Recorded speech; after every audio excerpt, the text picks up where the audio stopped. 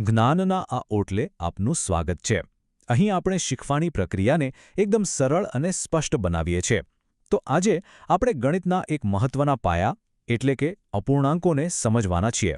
સારું, તો ચાલો અપૂર્ણાંકોની દુનિયામાં ડૂબકી મારીએ અને એના 3 મુખ્ય સિદ્ધાંતોને સમજીએ. આ 3 સિદ્ધાંતો આવડી જાય ને એટલે અપૂર્ણાંકો સાથે કામ કરવું એકદમ સહેલું બની જશે. ક્યારેય વિચાર્યું છે કે અમુક અપૂર્ણાંક જોતા વેત જ ખબર પડી જાય કે કયો મોટો અને કયો નાનો, પણ અમુક અપૂર્ણાંક જોઈને થોડું વિચારવું પડે છે? આવું કેમ થાય છે? તો ચાલો આપણા પહેલા કન્સેપ્ટ પર આવીએ. આ એ અપૂર્ણાંકો છે જે સહેલા હોય છે. જોઈએ કે એ કેમ આટલા સહેલા છે.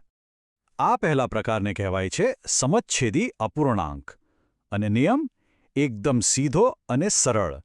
એમના જે છેદ હોય છે ને, એટલે કે નીચેની સંખ્યા, એ હંમેશા એક સરખી જ હોય છે. હવે જુઓ, આ ઉદાહરણમાં કેવું તરત જ પેટર્ન દેખાય છે.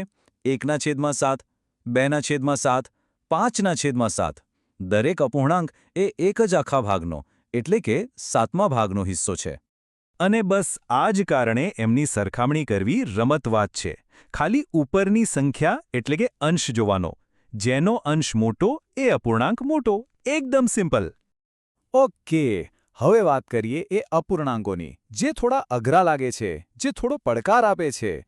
આ છે વિષમમચ્છેદી અપૂર્ણાંક.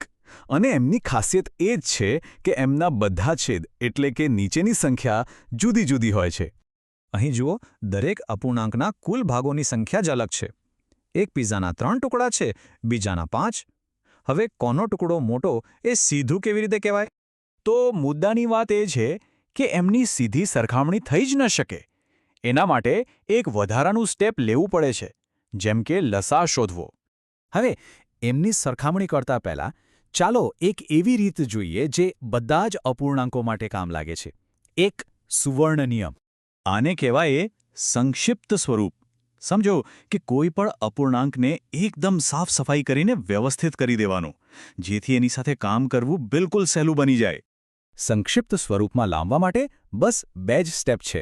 પહેલા અંશ અને છેદનું ગુરુત્તમ સામાન્ય અવયવ એટલે કે ગ્રેટેસ્ટ કોમન ફેક્ટર શોધો અને પછી બંનેને એ સંખ્યાથી ભાગી નાખો. જેમ કે 15/20. દેખાવમાં થોડો મોટો લાગે, પણ 15 અને 20 બંનેને 5 વડે ભાગી શકાય, તો બંનેને 5 વડે ભાગી દઈએ અને આપણને મળે છે 3/4. કેટલું સરસ અને સરળ રૂપ બની ગયું. તો ચાલો અત્યાર સુધી જે પણ શીખ્યા એ બધાને સાથે મૂકીને એક સીધી સરખામણી કરીએ. આ ટેબલ એકદમ પરફેક્ટ સારાંશ આપે છે. વ્યાખ્યા, સરખામણી અને ગણતરીમાં શું મુખ્ય તફાવત છે એ બધું સ્પષ્ટ દેખાય છે. ટૂંકમાં, છેદ સરખા તો કામ સહેલું, છેદ અલગ તો પહેલાં એને સરખા કરવા પડે.